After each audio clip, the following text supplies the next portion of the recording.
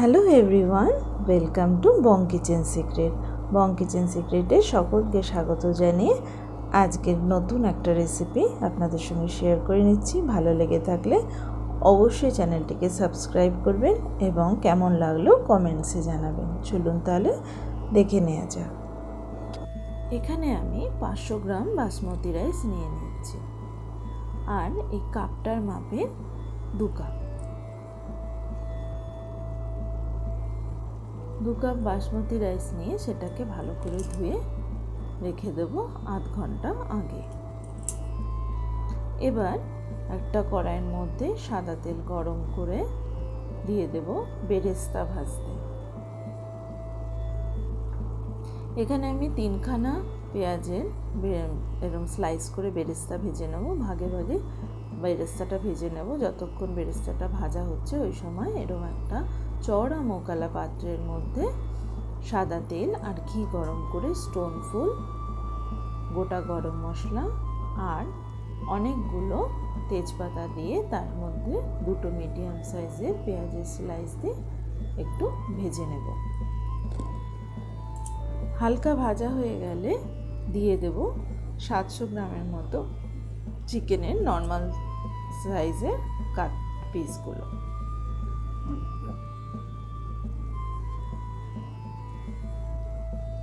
কিছুক্ষণ নাড়িচাড়ি নেব। এদিকে বেরেস্তাটাও আমার ভাজা হয়ে গেছে এক ভাগে।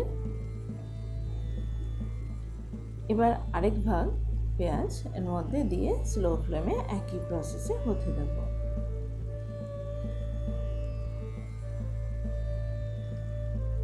এদিকে চিকেনের পর্বে এসে আবার দিয়ে দিচ্ছি আন্দাজ মতো আর প্রয়োজন মতো আলু আর নুন। নুনটা খুব বুঝে দিতে হবে।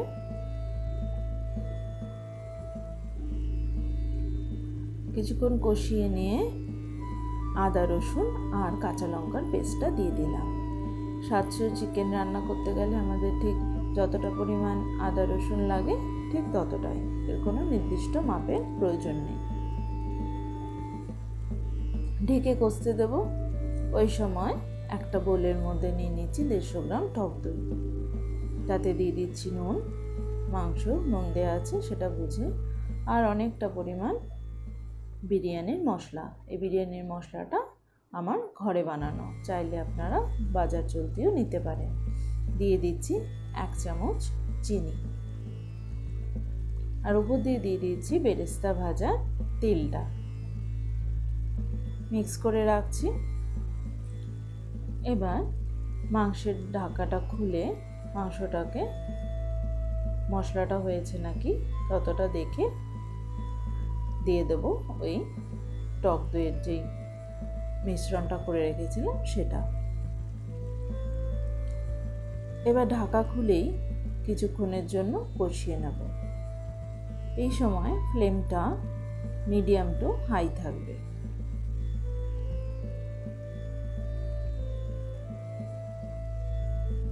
এবার দিয়ে দিচ্ছি ধুয়ে রাখা চালটা। চালটাকে দিয়ে মশলার সঙ্গে হালকা হাতে নাড়িয়ে নেব। বেশি চেপে ভাজতে গেলে কিন্তু ভেঙে যাবে।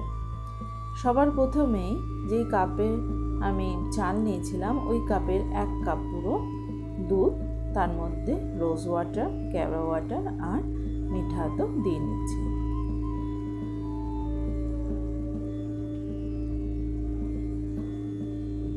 গুলে রাখছি। এবার সবার আগে ওই দুধটা দিয়ে দেব। এবার দেব 1 কাপ গরম জল।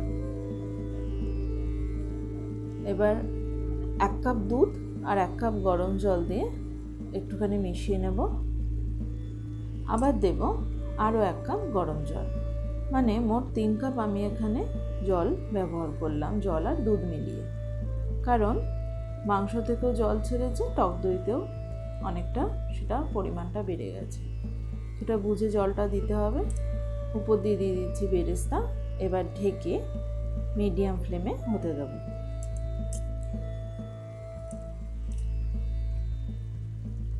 চালটা খুব সুন্দর করে সেদ্ধ হয়ে এরম যখন টেনে আসবে, আর যদি মনে হয় যে আরটু জল লাগবে, মাংস থেকে সেই পরিমাণ জল বেরোয়নি, তো অবশ্যই আরটু জল আপনারা অ্যাড করতে পারেন।